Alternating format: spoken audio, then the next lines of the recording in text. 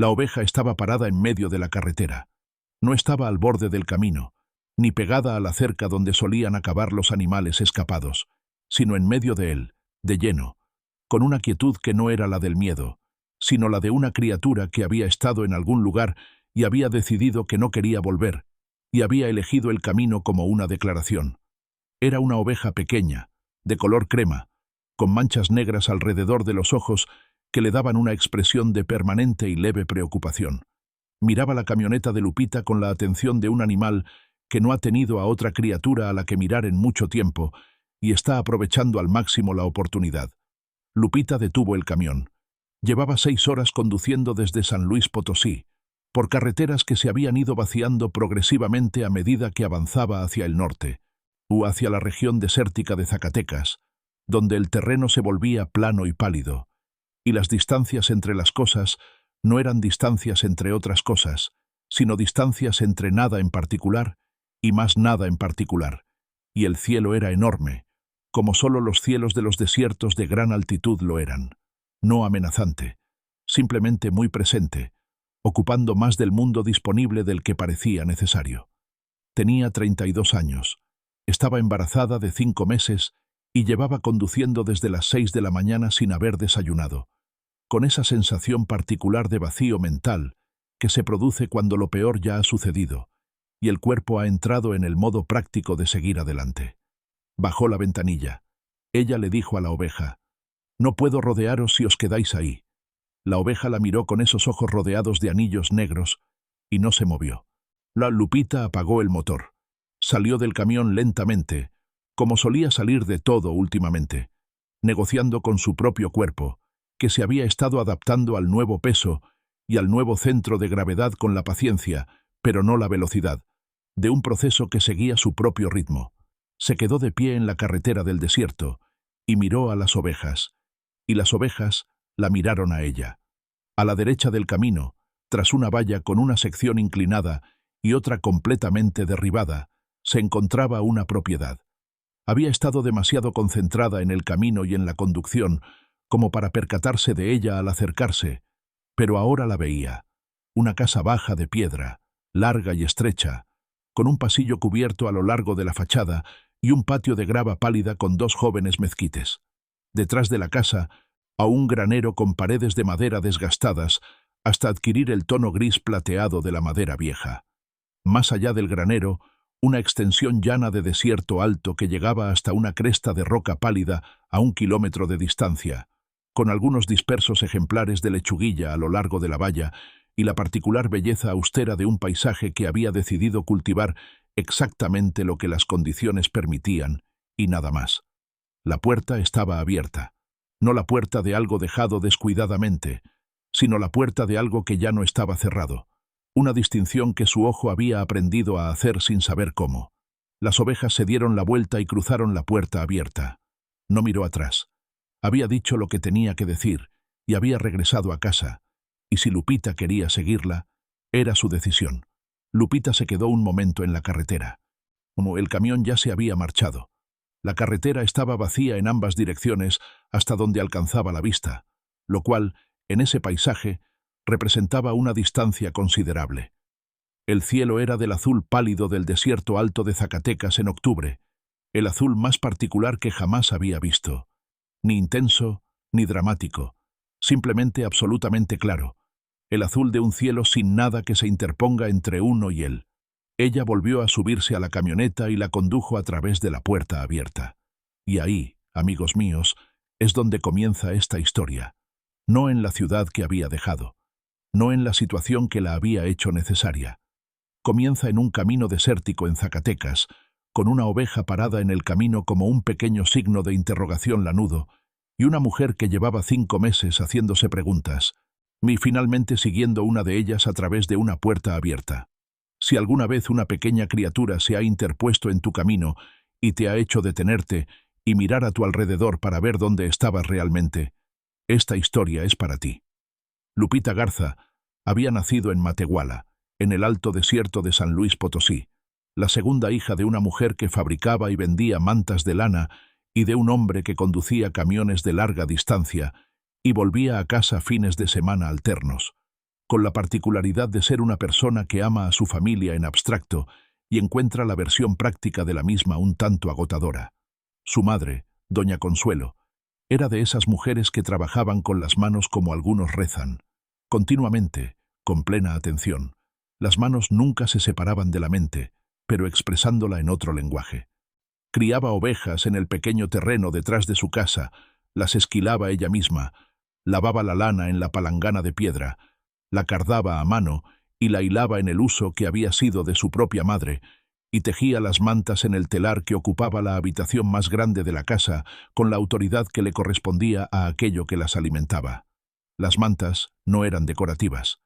Eran las mantas de lana del Alto Desierto, hechas para el frío que caía del cielo en noviembre y no se iba hasta abril, pesadas y cálidas, teñidas con las plantas que crecían a lo largo de los arroyos, el rojo intenso de la raíz de sangre de grado, el amarillo pálido de la corteza del palo amarillo, el azul polvoriento particular que provenía de la planta de añil que doña Consuelo cultivaba en un rincón del terreno, porque ese azul era su azul y no podía obtenerlo de ninguna planta silvestre. Lupita aprendió a tejer a los 8 años. No porque la obligaran, su madre nunca la había obligado a hacer nada más que lo que tenía delante y necesitaba hacerse, sino porque el telar estaba allí, la lana estaba allí, y el ritmo del tejido tenía un sentido para sus manos que nada más había logrado hasta entonces. Era una niña táctil, una niña que comprendía las cosas a través de sus dedos, que podía sentir la calidad de una preparación de la lana antes de poder explicar por qué una era mejor que otra, que sabía por el sonido de la lanzadera si la tensión era la correcta, sin que le hubieran enseñado cuál era el sonido adecuado. Ella también era una niña que leía todo lo que encontraba, no por ambición, sino por el apetito particular de una persona cuya mente va más rápido que el material disponible y que encuentra en los libros la velocidad adicional que necesita. La escuela en Matehuala era pequeña, y la biblioteca aún más, y ella agotó ambas a los 15 años, y la solución fue la escuela secundaria en la ciudad, lo que significó el internado, lo que significó dejar la casa, el telar y las ovejas que conocían su voz. Fue a la escuela, le iba bien, y volvía en verano. En verano se dedicaba al telar, y los veranos eran su mejor época. Luego fue a la universidad en San Luis Potosí, donde estudió diseño textil con la combinación específica de inteligencia técnica y estética que requería el campo, y donde fue, sin duda, una de las mejores estudiantes de su promoción. Conoció a Miguel en su segundo año. Él era de la ciudad, de una familia adinerada, y con esa seguridad particular que solo el dinero acumulado a lo largo de varias generaciones produce. No era agresivo, sino sereno, la seguridad de alguien que nunca ha tenido que plantearse si encaja o no en un lugar. La encontró interesante, del mismo modo que a veces la gente de la ciudad encuentra interesantes a las personas del desierto, como algo diferente, algo elemental, algo que les daba acceso a una cualidad con la que no habían crecido. A ella también le pareció interesante, pero por razones diferentes. Sentía una genuina curiosidad por su trabajo, era muy amable con la gente, y poseía una generosidad sincera. Ella había crecido leyendo a las personas a través de sus gestos, y lo que sus manos comunicaban era una bondad genuina en la que confiaba. Estuvieron juntos 4 años. Se mudaron a un apartamento compartido. Ella consiguió un puesto en un taller textil en la ciudad de San Luis Potosí, diseñando para una empresa que fabricaba telas para tapicería, algo que no se había imaginado, pero que le permitía desarrollar plenamente su lado técnico. Le pagaba razonablemente y le permitía conservar el pequeño telar que había traído de Matehuala en un rincón de la habitación, donde trabajaba en sus propias piezas los fines de semana por la mañana antes de que él se despertara. El deshilachado no fue dramático. Esa era su particularidad. Se trataba del deshilachado de un tejido donde un hilo había sido del material equivocado desde el principio. El error no se hizo evidente hasta que la tela se sometió a tensión. Y entonces la debilidad se propagó más rápido de lo que los hilos restantes podían compensar. Su familia nunca la había aceptado del todo. Ella lo sabía, y lo había sobrellevado con la paciencia de quien está acostumbrada a ser subestimada y confía en que el trabajo y el tiempo son la solución a esa subestimación. Lo que no había comprendido del todo era que Miguel había estado gestionando la situación de su familia en su nombre durante 4 años, y que esa gestión le había costado algo que no le había contado, y que cuando quedó embarazada, de forma inesperada, no del todo indeseada por su parte y por la reacción de él, tampoco del todo indeseada por la suya, según creía ella, ese coste se convirtió en una conversación que su familia le exigió tener. La conversación duró 3 semanas. Ella sabía que iba a ocurrir. No lo presionó mientras sucedía, porque presionar a la gente durante conversaciones que aún no habían terminado no era propio de ella. Esperó. Al cabo de 3 semanas, se sentó a la mesa y le dijo, con la auténtica angustia de un hombre que sabe que está haciendo lo incorrecto y no encuentra el valor para actuar de otra manera, que su familia consideraba que la situación no era viable y que él estaba de acuerdo en que debían separarse. Ella le preguntó si estaba de acuerdo con su familia o si había accedido porque su familia se lo exigía. No pudo responder a eso. Esa era su propia respuesta. Se llevó el telar, la ropa, los libros y los pocos ahorros que guardaba en su cuenta. No se llevó nada que no fuera suyo. Pasó 2 semanas en el apartamento de una amiga mientras reflexionaba. Y lo que reflexionaba era, podía quedarse en San Luis Potosí y encontrar la manera de salir adelante, o podía irse a algún lugar donde el problema de la gestión no requiriera el mismo contexto. Ella eligió la segunda opción. No lo eligió por desesperación, sino por la inteligencia práctica y específica de una mujer que había crecido en el desierto y sabía que el desierto ofrecía cosas diferentes a las de la ciudad, y que lo que necesitaba ahora eran los dones del desierto: espacio, tranquilidad, la claridad particular de un paisaje que no ofrecía consuelo sino honestidad, y que te pedía que fueras exactamente lo que eras, y nada más. Cargó la camioneta. El telar fue a parar a la caja, envuelto en la manta que su madre le había hecho el año que se fue a la universidad. Lana teñida con la planta de añil. Ese azul grisáceo tan característico de Doña Consuelo y de nadie más. Condujo hacia el norte, y una oveja estaba parada en el camino, y ella lo siguió a través de una puerta abierta. La propiedad era mucho más de lo que la carretera le había mostrado. Desde dentro de la puerta, con la camioneta estacionada y el motor apagado, y el silencio del desierto alto, haciendo lo que suele hacer, no oprimiendo, sino expandiéndose, como el silencio en los grandes espacios no es la ausencia de sonido, sino la presencia de distancia. Pudo ver toda su extensión. La casa de piedra era más larga de lo que parecía desde la carretera, construida en secciones que sugerían ampliaciones a lo largo del tiempo, cada una ligeramente diferente en la mampostería, como si hubiera sido construida en una década distinta por manos ligeramente diferentes. La pasarela cubierta recorría toda la fachada, con el techo sostenido por postes toscamente labrados que llevaban allí el tiempo suficiente como para haberse vuelto plateados y duros. La puerta era de madera, pintada del profundo rojo ocre de la tierra zacatecana. La puerta no estaba cerrada con llave. La probó porque necesitaba saberlo, y se abrió hacia adentro con el peso lento de una puerta encajada en un grueso muro de piedra, y el olor que salió fue el de una casa que había estado cerrada y se estaba abriendo. Madera seca, lana vieja, el tenue aroma mineral de la piedra y el polvo característico de un lugar que había estado esperando. 3 habitaciones, la principal con chimenea, mesa y 2 sillas, un estante con vasijas de barro de tamaños decrecientes y un calendario en la pared que mostraba abril de hace 2 años. Una cocina con estufa de leña, un lavabo y una olla de barro sobre un soporte en la esquina.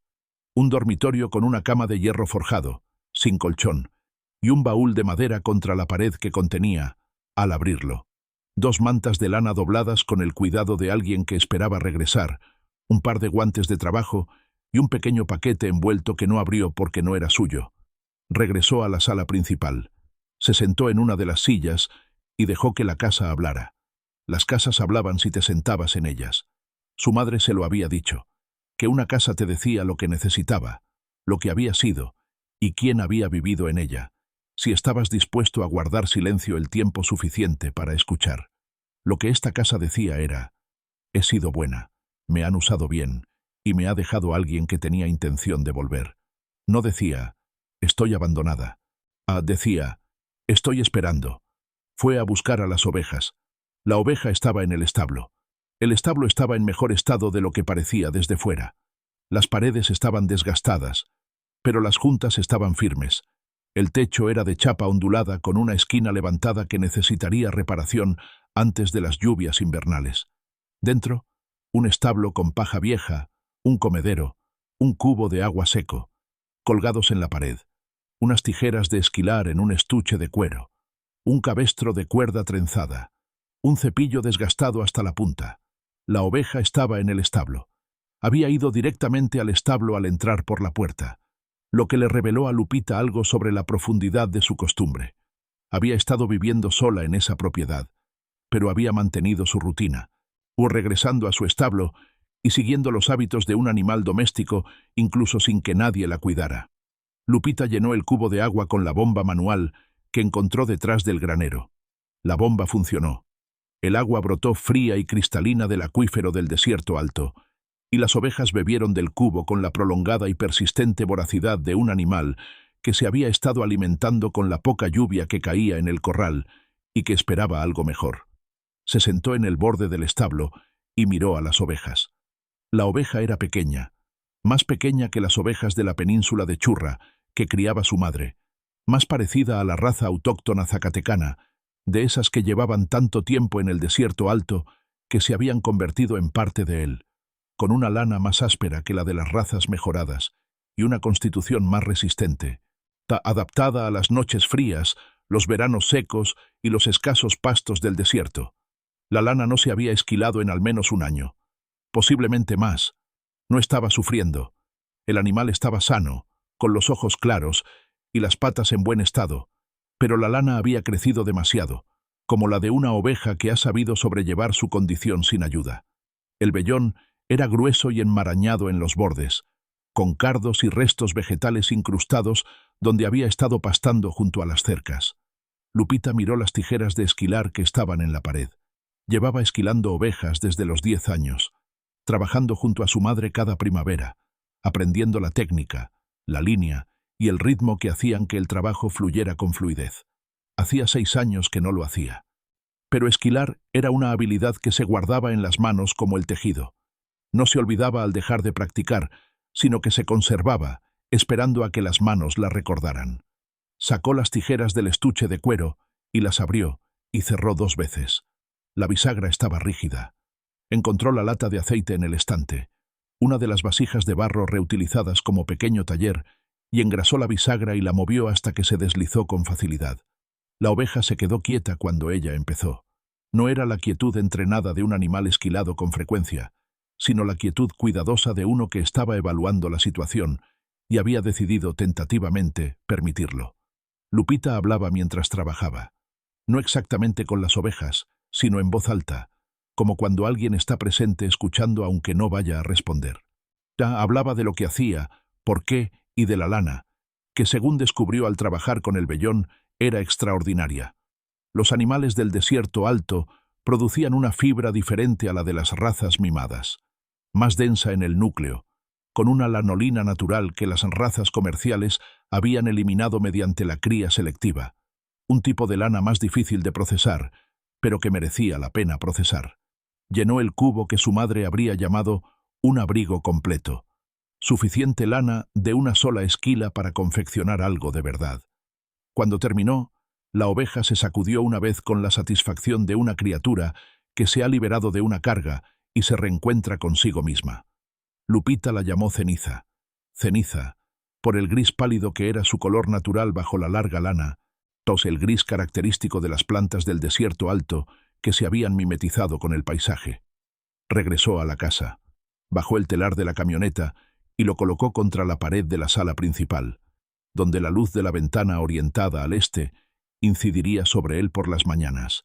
Entonces encendió la chimenea porque la noche de octubre en el desierto se estaba volviendo fría y porque un fuego significaba que se quedaría, al menos por esa noche, y esa noche era suficiente para empezar.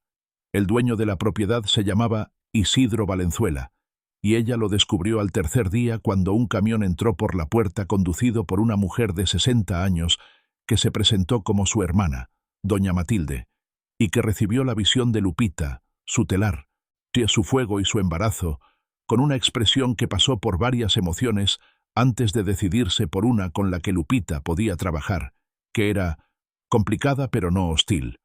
Doña Matilde dijo: «Mi hermano está en el hospital de la ciudad de Zacatecas. Está allí desde abril. Sufrió un derrame cerebral». Lo dijo con el cansancio característico de alguien que lleva 6 meses transmitiendo esta información y aún no ha encontrado la manera de decirla de forma más sencilla. Lupita dijo: «Lo siento». Dijo: «Entré porque la puerta estaba abierta y las ovejas estaban en el camino, y llevo aquí 3 días. No he cogido nada que no estuviera disponible libremente». Doña Matilde observó la sala principal. El telar estaba contra la pared con los primeros hilos de lana de ceniza extendidos en la urdimbre. Había dedicado los 2 primeros días a limpiar y cardar la fibra y había comenzado a urdir esa mañana. El fuego estaba encendido, pero no prendido. Las vasijas de barro, alineadas en el estante, permanecían intactas. La mesa estaba despejada. Miró el vientre de Lupita. Ella dijo: «¿De cuánto tiempo?». Lupita dijo: «5 meses». Doña Matilde se sentó en la otra silla. Dijo: «Mi hermano amaba esta propiedad más que a casi todo lo demás. Me ha estado preguntando por ella desde el hospital. Por ceniza. La tuvo de cordera y es la última de su rebaño. Vendió las demás antes del derrame cerebral y se la quedó porque era la mayor y no podía venderla». Lupita dijo: «Está bien. Le había crecido demasiado la lana y la esquilaba. Come bien y la bomba de agua funciona». Doña Matilde la observó durante un largo rato con la expresión evaluadora de una mujer que lleva 6 meses gestionando una crisis y ha desarrollado instintos fiables sobre lo que ayuda y lo que no. Ella dijo: «¿De dónde eres?». Lupita se lo contó. Matehuala, el telar de su madre, las ovejas de su madre, el trabajo de diseño textil en San Luis Potosí. La situación no la describió con detalle, pero esbozó lo suficiente. Doña Matilde dijo: «El telar era de mi madre. Isidro lo conservó porque no podía vender lo que era de nuestra madre. Él no lo usaba». Lupita observó el telar. Era un telar de piso, antiguo, de una construcción que reconoció, similar al estilo zacatecano, con los lizos hechos de cuerda retorcida y el batán desgastado en el mango por los años de uso. No era idéntico al de su madre, pero pertenecía a la misma tradición. Ella dijo: «Lo usaré con cuidado». Doña Matilde dijo: «Úsalo como debe usarse. Eso es todo lo que necesita». El acuerdo al que llegaron durante la conversación posterior fue informal y sensato. Lupita se quedaría a cuidar la propiedad y a Ceniza por un tiempo por determinar, a cambio del uso de la casa y el terreno. Si Isidro se recuperaba lo suficiente como para regresar, esa conversación tendría lugar entonces. Si no, doña Matilde tomaría la decisión sobre la propiedad en ese momento, y Lupita sería notificada con suficiente antelación. No era un contrato de arrendamiento. Era el tipo de acuerdo que la gente en lugares como este siempre había hecho, basado en la necesidad mutua y la observación mutua, más que en el papel, con el entendimiento de que la confianza era el documento y el comportamiento la firma. Lupita dijo: «Quiero llamar a mi madre. Ella debe saber dónde estoy». Doña Matilde dijo: «Usa el teléfono en la cocina». Llamó a doña Consuelo en Matehuala. Su madre contestó al segundo timbrazo con la calidad de una mujer que había estado esperando la llamada sin permitirse decir que estaba esperando. Lupita le dijo dónde estaba. Le describió la propiedad: la casa de piedra, el telar, ceniza, el desierto alto, el cielo azul pálido y la cualidad particular del silencio. Doña Consuelo dijo: «¿La lana es buena?». Lupita dijo: «La lana es excepcional». Su madre guardó silencio un momento. Luego dijo: «Entonces estás en el lugar correcto». Lo dijo como decía las cosas que eran más que una simple apariencia, como un hecho, como una valoración, como todo aquello que no se podía decir en la conversación, pero que, sin embargo, estaba presente en ella. Lupita se sentó a la mesa después de la llamada, con la luz de la tarde entrando por la ventana oriental e iluminando el telar, la urdimbre extendida, la silla de madera, las vasijas de barro y esa cualidad polvorienta tan característica de la luz del desierto alto, diferente a cualquier otra luz que hubiera conocido, más tenue, más directa, sin el suavizado de la humedad, el tipo de luz que mostraba las cosas tal como eran. Ella pensó: «Estoy en el lugar correcto». Lo pensó detenidamente, no con la desesperación de alguien que necesita creerlo, sino con la capacidad de análisis que aplicaba a todo. Lo contrastaba con lo que sabía y comprobaba que era cierto. La dificultad surgió, como suele ocurrir en las comunidades que se basan en la artesanía tradicional, desde la propia tradición. El pueblo más cercano a la propiedad se llamaba La Colorada, un pequeño conjunto de casas y 3 establecimientos comerciales en la carretera del desierto, con un mercado dominical donde los ranchos y pequeñas propiedades de los alrededores vendían sus productos. Era un lugar con su propia lógica interna, sus propias jerarquías y su propia concepción de las cosas y de quién hacía qué. Y esa lógica no era hostil a los recién llegados, pero tampoco indiferente hacia ellos. La mujer que regentaba la sección de lana y tejidos del mercado dominical se llamaba Doña Bernardina y llevaba 22 años al frente del negocio. Era hija y nieta de un tejedor, y el sistema mediante el cual se vendían, se fijaban los precios y se comprendían los productos tejidos a mano de la zona pasaba por sus manos. Y Lupita llevó la primera pieza que terminó, un rebozo, una especie de chal, tejido con lana de ceniza en color gris natural, con un patrón que le había enseñado su madre, el patrón de doble tejido entrelazado que era la seña de identidad técnica de la tradición potosí, pero que utilizaba la fibra zacatecana de una manera que ella no había visto antes, al mercado dominical en la 6ª semana después de su llegada. Doña Bernardina lo examinó con la mirada de quien lleva toda la vida evaluando tejidos. Observó la estructura del tejido, la fibra, el acabado. Permaneció en silencio durante un largo rato. Entonces ella dijo, «Este no es el patrón zacatecano». Lupita dijo, «No, es una técnica potosí. La aprendí de mi madre. La lana es local, de una oveja raza zacatecana de la finca Valenzuela». Doña Bernardina dijo, «Aquí vendemos artesanía zacatecana». Lupita dijo, «La fibra es zacatecana. La técnica es diferente». Doña Bernardina volvió a mirar el rebozo. Dijo, «Tendré que pensar si esto encaja en el mercado». Lupita le dio las gracias, le dejó la pieza y fue a echar un vistazo al resto del mercado, que era pequeño y organizado, y tenía esa cualidad autosuficiente de un lugar que no necesitaba validación externa para saber lo que era. El resto se lo contó una joven llamada Esperanza, que vendía chiles secos 2 puestos más allá y que tenía la franqueza y la elocuencia de quien cree que la información compartida suele ser más útil que la que se oculta. Esperanza dijo, «Doña Bernardina lleva 20 años vendiendo los tejidos de las mismas 4 familias. No le gustan las novedades en la sección de tejidos». Lo dijo no con mala intención, sino como un dato que valía la pena saber. Lupita preguntó, «¿Sabes si hay compradores que vienen al mercado de fuera del pueblo?» Esperanza dijo, «Hay una mujer que viene de la ciudad de Zacatecas el primer domingo de cada mes. Compra para una cooperativa de artesanías de la ciudad que vende a turistas y a algunos clientes de exportación. Se llama Doña Fernanda. Llega temprano». Lupita presentó esta demanda. Lo que sucedió en las semanas siguientes no fue una oposición directa. Fue una forma más sutil. Los rumores que circulaban en La Colorada sobre la mujer de la propiedad de Valenzuela, sobre sus orígenes, sobre el acuerdo con doña Matilde que algunos calificaban de irregular y otros describían en términos menos neutrales, sobre el embarazo y la ausencia de un esposo, sobre el tejido que no era zacatecano. Lupita se enteró por doña Matilde, quien le dijo con la concisión y la franqueza informativa que usaba para todo, «Se está hablando. Quiero que sepas lo que se está diciendo». Ella se lo dijo. Lupita dijo, «¿Qué dice Isidro?» Doña Matilde dijo, «Le conté a mi hermano sobre ti. Él dijo que cualquiera que esquilara a ceniza y se acercara tanto a ella al primer intento era un milagro, o alguien que sabía lo que hacía, y en su experiencia ambas cosas eran lo mismo». Dijo que la dejara quedarse. Lupita no dijo nada por un momento. Luego dijo, «¿Cómo está él?» Doña Matilde dijo, «Mejor que Abril. No tan bien como antes de Abril.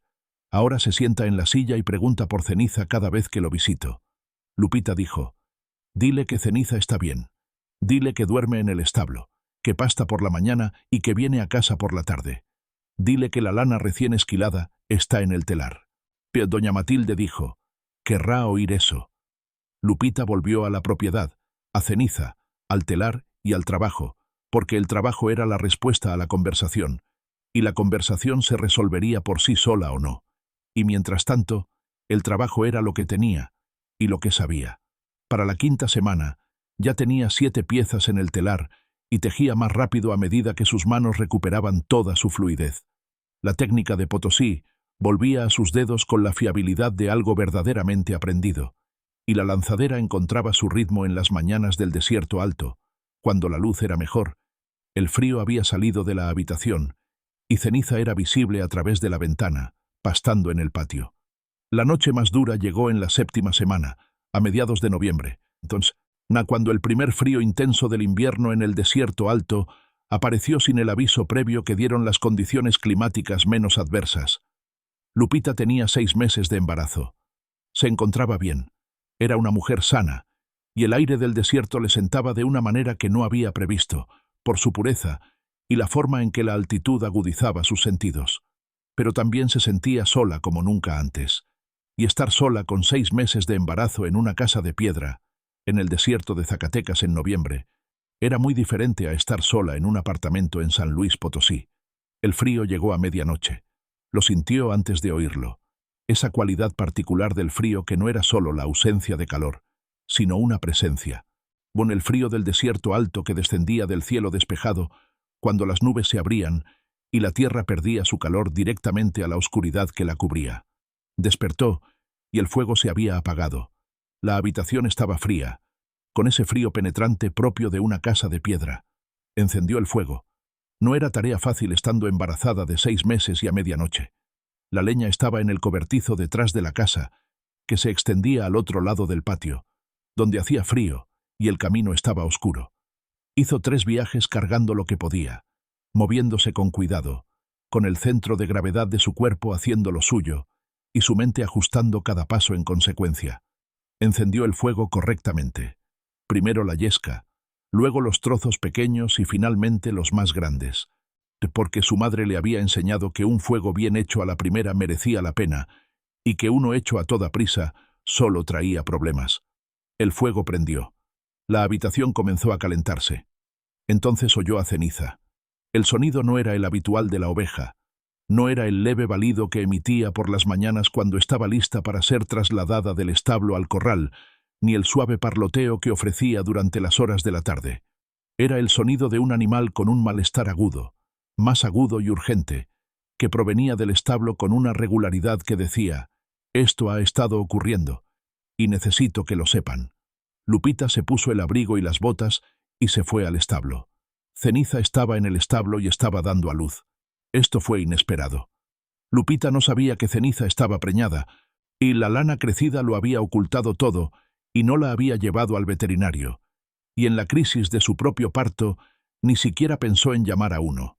Pero ahí estaba, la oveja de parto en el frío establo en medio de una noche de noviembre, sin nadie más disponible, con Lupita de 6 meses de embarazo y la temperatura aún bajando afuera. No entró en pánico. Esto no era valentía, sino la concentración específica que las emergencias generan en personas que han crecido rodeadas de animales y saben que el pánico es la contribución menos útil posible. Evaluó la situación. La posición era normal. Eso lo podía ver. El parto progresaba. Lo que Ceniza necesitaba era calor, compañía y el apoyo que un animal asustado requería cuando le sucedía lo más importante en la vida. Ella entró en el cubículo y se sentó en la paja junto a Ceniza y puso sus manos sobre las ovejas como su madre lo hacía con las ovejas durante los partos. Una posición específica que comunicaba: «Sé lo que está pasando. Todo va a salir bien y no me iré». La respiración de Ceniza cambió al cabo de 1 minuto. No se calmó del todo, pero se estabilizó. La agitación se transformó en un esfuerzo constante. El cuerpo encontró su ritmo. Lupita habló. Siempre hablaba durante las tareas difíciles. Era su manera de reflexionar, de forma oral más que escrita, la voz exteriorizando lo que su mente procesaba. Habló del cordero que estaba por nacer, del frío y del fuego que había encendido en la casa. Habló de su madre y de los partos de primavera en Matehuala, donde de niña se sentaba en los fríos establos y observaba el mismo milagro con la misma sensación de que no se reducía a sus componentes biológicos. Habló de su propio hijo que la presionaba contra las costillas desde dentro, con la firmeza de alguien que no se preocupaba por la situación y simplemente seguía creciendo. El cordero llegó en el frío más intenso de la noche, a las 3 de la madrugada, y estaba vivo. Un corderito, más oscuro que su madre, con las mismas manchas negras alrededor de los ojos, la herencia genética de la raza, el rasgo que había perdurado a través de generaciones en el desierto alto. Llegó con el propósito inmediato y específico de los recién nacidos, comenzando a moverse antes de que Ceniza terminara, sabiendo ya lo que necesitaba.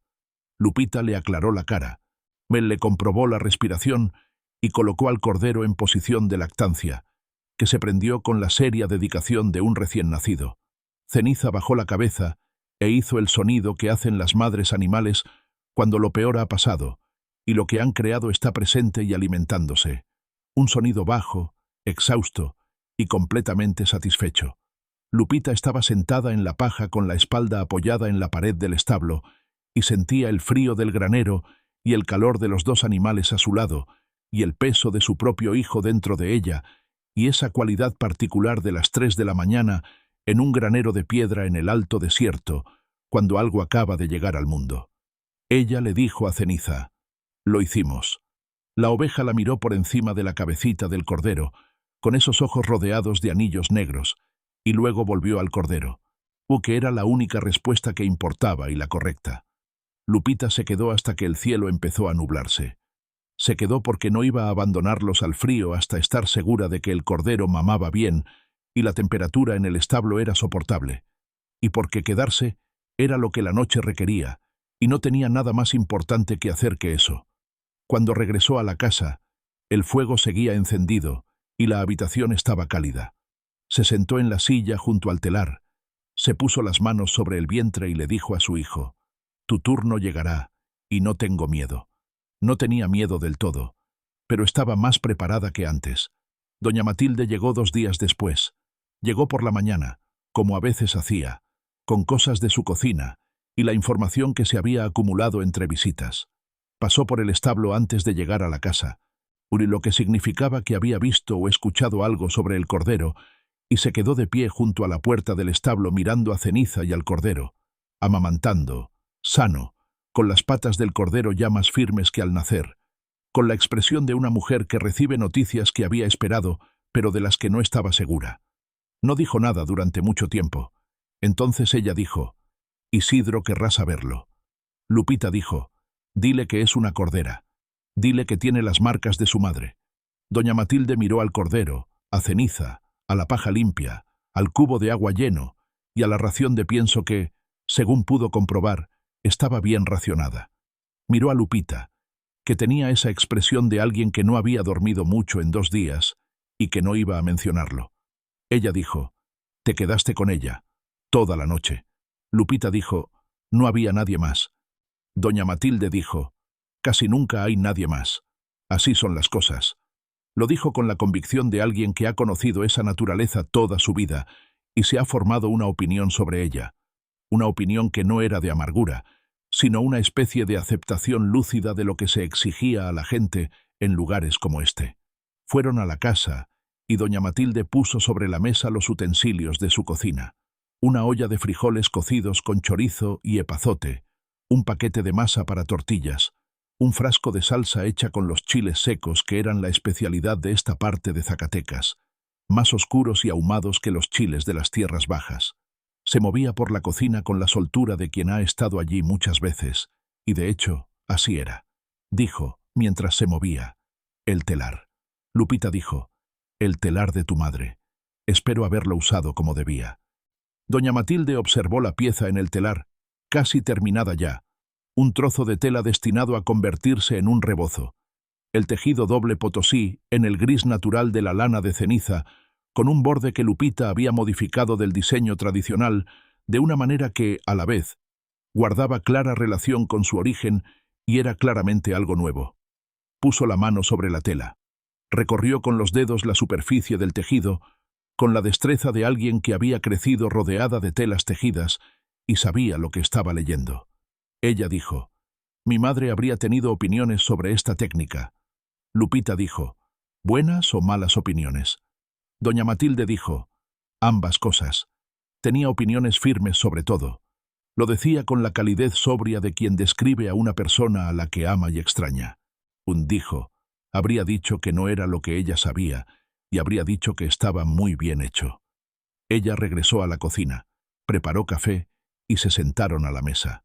Afuera, a través de la ventana, se podía ver al cordero en el patio, realizando sus primeras investigaciones serias del espacio más allá del establo, sus patas haciendo el trabajo exploratorio cauteloso de algo que aún no tiene confianza, pero que está decidido a intentarlo. Ceniza estaba a su lado, cerca pero sin agobiar, con la proximidad específica de una madre que sabe diferenciar entre proteger y privar de experiencias. Doña Matilde said, "I called Doña Bernardina about your rebozo." Lupita la miró. Doña Matilde dijo, "Bernardina y yo nos conocemos desde hace 40 años. Le conté lo que sé de ti y de la pieza. Le dije que la lana era de ceniza y que la mujer que la tejió había esquilado ella misma a esa oveja y cardado ella misma la fibra, y que estuvo en un establo a las 3 de la mañana en noviembre para asegurarse de que el cordero naciera. Le dije que el telar era de mi madre." Lupita preguntó, "¿Qué dijo?" Doña Matilde dijo, "No dijo nada. Cuando Bernardina no dice nada, está pensando. Cuando piensa, suele llegar a la conclusión de que es verdad. Lo dijo con la seguridad que le da haber leído con precisión a una sola persona durante 40 años. Lupita rodeó la taza de café con las manos y miró el patio y al cordero que aprendía a usar sus patas, sintiendo, como había sentido en el camino cuando siguió a Ceniza a través de la puerta, la sensación específica de estar en una corriente que se movía en la dirección correcta. No una corriente fuerte, una verdadera. El primer domingo de diciembre llegó doña Fernanda desde la ciudad de Zacatecas. Lupita estaba en el mercado dominical de La Colorada, como había estado los 4 domingos anteriores, en el puesto que Esperanza había dejado libre discretamente, moviendo su exhibición de chiles 3 posiciones a la izquierda, y sin comentar nada sobre el cambio cuando Lupita le dio las gracias, porque Esperanza era el tipo de mujer que hacía cosas buenas sin exigir reconocimiento por ellas. Tenía 4 piezas, 2 rebozos del color gris de ceniza, un trozo de tela de un blanco natural que había obtenido intercambiando 2 frascos de la salsa que preparaba con los chiles secos que cultivaba en su huerto por lana cruda del rebaño de un vecino, y una pequeña pieza tejida, técnicamente un mantel, aunque también era simplemente un objeto hermoso, con un diseño que era puramente suyo, desarrollado a partir de la tradición potosí, pero que llegó a un lugar donde la tradición no había estado. Doña Bernardina había llegado al puesto antes de que abriera el mercado, examinó las piezas con las manos, no dijo nada, y se marchó. Lupita lo interpretó como el veredicto neutral que probablemente era. Dispuso las piezas y esperó. Doña Fernanda llegó a las 8 de la mañana. Tenía 60 años. Era menuda y decidida, con la eficiencia característica de quien abarca mucho terreno en poco tiempo y se ha organizado en consecuencia. Recorrió el mercado con rapidez, asintiendo a los puestos ya establecidos y deteniéndose ante los nuevos con una mirada experta. Se detuvo en el puesto de Lupita. Observó las piezas. Tomó primero el rebozo gris, el de doble tejido, la primera pieza que Lupita había traído al mercado. Lo sostuvo a la distancia de un brazo y luego lo acercó para examinar la estructura del tejido, la fibra y la forma en que las 2 capas se entrelazaban en los límites del patrón. Ella dijo, ¿Dónde aprendiste esta técnica? Lupita dijo, de mi madre. En Matehuala. Es una tradición potosí. Doña Fernanda said, The wool is Zacatecan raza. Lupita dijo, de una oveja de la propiedad donde vivo. Yo misma la esquilé. Doña Fernanda dejó el rebozo, tomó el pequeño trozo de mesa y lo miró fijamente durante un buen rato sin decir palabra. Luego dijo, este diseño no es tradicional. Lupita dijo, no, es mío. Doña Fernanda la miró. Lupita dijo, proviene de la tradición potosí, pero no es esa tradición. Utiliza lo que aprendí de mi madre y lo que he comprendido de la fibra zacatecana y del telar en el que he estado trabajando, que es un telar zacatecano de la familia Valenzuela. Doña Fernanda dijo, el telar de Valenzuela, el telar de la madre del viejo Isidro. Lupita dijo, sí. Algo cambió en la expresión de doña Fernanda. ese cambio que se produce cuando una persona recibe información que modifica su perspectiva. Dijo, conocí a la familia Valenzuela, conocí a la madre. Tejió en ese telar durante 50 años. Lupita dijo, el telar está en buen estado. Los lizos son del cordón original y están todos intactos. Doña Fernanda dijo, quiero comprar las 4 piezas. Ella fijó un precio. El precio era justo. De hecho, estaba por encima del precio de mercado del mercado dominical de La Colorada y por debajo del precio al que los vendía la cooperativa de la ciudad de Zacatecas, lo que constituía el margen que hacía que el acuerdo funcionara para ambas. Lupita conocía los precios de mercado porque los había investigado antes del primer domingo, pues era hija de su madre, y la hija de su madre siempre sabía el precio exacto. Ella dijo que sí. Doña Fernanda dijo, quiero un acuerdo fijo. Todo lo que produzcan, ofrézcanmelo antes de que se lo lleven a otro lado. Vendré el primer domingo de cada mes. Lupita dijo, tendré las piezas listas. Doña Fernanda dijo, una cosa más. Lo dijo con la franqueza de una mujer que lleva suficiente tiempo en el negocio como para decir las cosas difíciles sin rodeos. Juana dijo, habrá quienes digan que el trabajo no es zacatecano porque la técnica es potosí. Deben estar preparados para eso. Lupita dijo, la lana es zacatecana, el telar es zacatecana, vivo en Zacatecas, la técnica es mía. Doña Fernanda dijo, esa es la respuesta, úsala. Se marchó con las 4 piezas envueltas bajo el brazo y Lupita permaneció de pie junto al puesto aquella mañana de diciembre, con la particularidad de haber dicho lo correcto con claridad y de haber sido escuchada al decirlo. Doña Bernardina apareció a su lado. Ella dijo, Fernanda no compra cosas que no pueda vender. Lo dijo mirando el espacio donde habían estado las piezas, como si su ausencia fuera información. Lupita dijo, no, ella no. Doña Bernardina dijo, traigan las piezas a la sección de tejido el próximo domingo. Haré espacio. Lo dijo sin añadir nada más y regresó a su puesto. Esperanza, del puesto de chiles, miró a Lupita al otro lado de los 3 puestos que la separaban con la expresión de una mujer que ha estado observando cómo se desarrollaba algo y acaba de ver llegar la conclusión que esperaba, justo a tiempo. No dijo nada. No hacía falta. El bebé nació en febrero. Llegó a la casa de piedra una fría mañana, acompañada por doña Matilde, pues doña Matilde había decidido 2 meses antes que estaría presente y se lo había hecho saber a Lupita como un hecho, no como una invitación, como solía hacer saber casi todo. Doña Consuelo venía de Matehuala y llegó el día anterior, conduciendo ella misma a través del desierto en la camioneta que había manejado durante 15 años, no llegando por primera vez a la puerta de la propiedad Valenzuela y quedándose en el patio en el frío de febrero, mirando la casa de piedra y el telar visible a través de la ventana y el establo donde Ceniza y el cordero eran visibles a través de la puerta abierta. Ella dijo, el cordero está sano. Lupita dijo, ella lo es. Doña Consuelo observó la propiedad como lo hacía con todo, la evaluación completa y pausada de una mujer que confiaba en sus manos y en sus ojos y que había leído paisajes toda su vida. Observó el patio despejado y cuidado, el huerto junto al muro sur con los chiles secos aún colgando del tendedero, el cobertizo con la leña bien apilada para el invierno, la ventana desde donde se veía el telar con una pieza en proceso. Ella dijo, el telar no es tuyo. Lupita dijo, pertenece a la familia Valenzuela. Lo estoy usando como debe usarse. Doña Consuelo dijo, bien, un telar que se usa es un telar que se cuida. Entró y puso la mano sobre la tela en el telar y guardó silencio por un momento. Luego dijo, esto no es lo que te enseñé. Lupita dijo, no, es lo que aprendí de lo que tú me enseñaste. Su madre observó la obra durante un buen rato. Dijo, a tu abuela le habría parecido interesante.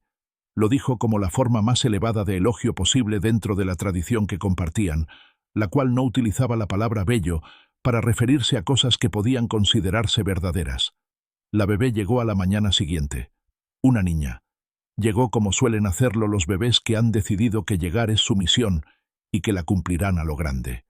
Con total entrega y sin ambivalencia, llenando la habitación de inmediato con la presencia de alguien que ha estado en otro lugar y que ahora ha llegado aquí sin dudar de si esta fue la decisión correcta. Doña Matilde sostuvo a su primera hija brevemente, mientras doña Consuelo atendía a Lupita. Entonces Lupita la abrazó. Miró a su hija a la luz de la mañana de febrero, en la casa de piedra del alto desierto zacatecano, y no lloró, ni habló. Simplemente la miró, con la atención plena que su madre le había enseñado a prestar a las cosas importantes, con la presencia absoluta que era la única respuesta adecuada a la situación. Su hija le devolvió la mirada con la expresión abierta e indefensa de alguien que aún no ha aprendido a ser otra cosa que completamente presente.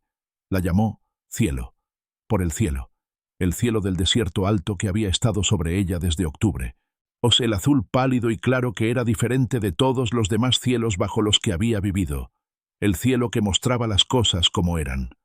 Los meses que siguieron tuvieron la cualidad de meses plenamente vividos. El tejido continuó. Más piezas, la técnica se profundizó, y los patrones se desarrollaron en la dirección que se da cuando uno trabaja con el material adecuado y en el lugar preciso, una dirección que no podría haber llegado de otra manera. Doña Fernanda venía el primer domingo de cada mes, y el acuerdo era sólido y justo, y produjo, con el tiempo, ese tipo de confianza especial que se desarrolla entre personas que se han encontrado útiles mutuamente en el sentido más honesto. La cordera de ceniza creció. Lupita la llamó madrugada, por la hora antes del amanecer, por la noche de noviembre en el establo, de por esa cualidad particular de oscuridad antes de que algo llegue. Era más oscura que su madre, y tenía una lana que, llegado el momento, sería diferente a la de ceniza, más fina en algunas partes, más gruesa en otras, la variación individual específica que hacía de los animales raza nativos la fuente de las fibras más interesantes, aquellas que no podían estandarizarse porque provenían de criaturas que no habían sido estandarizadas.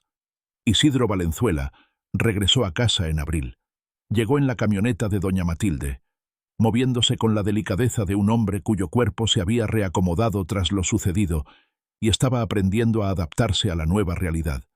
Tenía 68 años y poseía esa cualidad particular de quien ha estado muy cerca de no regresar y a partir de esa cercanía ha forjado una relación diferente con lo presente. Él fue lo primero que hizo al llegar al granero. Siempre lo hacía, como Lupita descubriría más tarde. El granero era para él la primera habitación de la casa, el lugar donde sucedían las cosas esenciales. Se quedó de pie junto al puesto donde estaba ceniza, con Madrugada a su lado. Le puso la mano en la cabeza con la firmeza de un hombre que saluda algo que conoce desde hace mucho tiempo, y que echa de menos con toda la intensidad de ese conocimiento. Ceniza apretó su mano. Miró a Madrugada. Dijo, «Un cordero». Lupita dijo, «Ella llegó en noviembre, la noche del primer gran resfriado». Dijo, «Estuve en el hospital en noviembre». Ella dijo, «Yo estaba en el granero». La miró. Miró a cielo, que estaba en el portabebés de tela sobre el pecho de Lupita, despierta y observando el establo con el mismo interés que mostraba ante cualquier lugar nuevo. Observó el establo, la paja limpia, el bebedero lleno, las tijeras de esquilar guardadas en su estuche de cuero, engrasadas y listas, el cabestro colgado de su gancho. Él dijo, «Matilde me dijo que estabas aquí. Me contó lo que hiciste». Lupita dijo, «Hice lo que la situación requería». Él dijo, «Sí, eso fue lo que ella me dijo». Se quedó en el establo durante mucho tiempo. Ella lo dejó allí con los animales, porque algunos reencuentros requerían privacidad, y tenía suficiente intuición para saber cuáles. Fue a la casa y al telar, y comenzó la pieza que había estado planeando desde enero. Una manta grande, la primera pieza grande que había intentado, con la estructura de doble tejido y un patrón que había estado desarrollando en el cuaderno durante 2 meses, un patrón que utilizaba la herencia potosí y la fibra zacatecana y la cualidad específica de la luz del desierto alto que mostraba las cosas tal como eran, y que al final era algo completamente único. Cielo dormía en el portabebés, pegada a su pecho, mientras trabajaba. El calor la cubría, respirando con el ritmo uniforme y discreto de alguien que ha decidido que el mundo es aceptable y lo acepta sin cuestionarlo. Afuera, el desierto alto de abril hacía lo que suele hacer en abril. El primer calor llegaba tímidamente tras el largo frío. La tierra aún no estaba verde, pero ya no estaba completamente dormida. esa cualidad intermedia tan característica de la estación que precede a la época de crecimiento. El cielo era el mismo de siempre, ese azul pálido y claro que mostraba las cosas tal como eran. Y así termina esta historia, amigos míos. No la historia de una mujer que no necesitaba nada. Lupita necesitaba cosas, necesitaba calor, trabajo, un lugar donde poner el telar y alguien que le dijera dónde estaba para que lo supieran. Necesitaba a Ceniza parada en el camino, la franqueza de doña Matilde, el cambio de 3 puestos de esperanza, a doña Fernanda conociendo el verdadero precio y a doña Consuelo conduciendo por el desierto, llegando, poniendo la mano sobre la tela y diciendo: «A tu abuela le habría parecido interesante». Necesitaba el establo a las 3 de la mañana en noviembre, la llegada del cordero y el conocimiento específico que sus manos siempre habían tenido y que la situación requería. Esta es la historia de una mujer que siguió a una oveja a través de una puerta abierta y encontró, al otro lado, de las condiciones exactas para las que su vida la había estado preparando sin decírselo. La lana que valía la pena procesar, el telar que esperaba ser usado como debía, el cielo que mostraba las cosas tal como eran. El niño recibió su nombre en honor a ese cielo. Si alguna vez has seguido algo pequeño a través de una puerta abierta sin saber a dónde te llevaba, esta historia es para ti. Aquello que sigues conoce el camino. No te alejes. Cuéntame en los comentarios, ¿qué momento te impactó? ¿Las ovejas paradas en el camino? ¿El establo a las 3 de la mañana? ¿La tela en el telar y las manos de doña Consuelo? ¿Cielo respirando contra el pecho de su madre mientras la lanzadera se movía? Comparte esto con alguien que necesite cruzar una puerta hoy. Hasta la próxima, amigos. Que la lana siga en el telar. Que Dios los acompañe.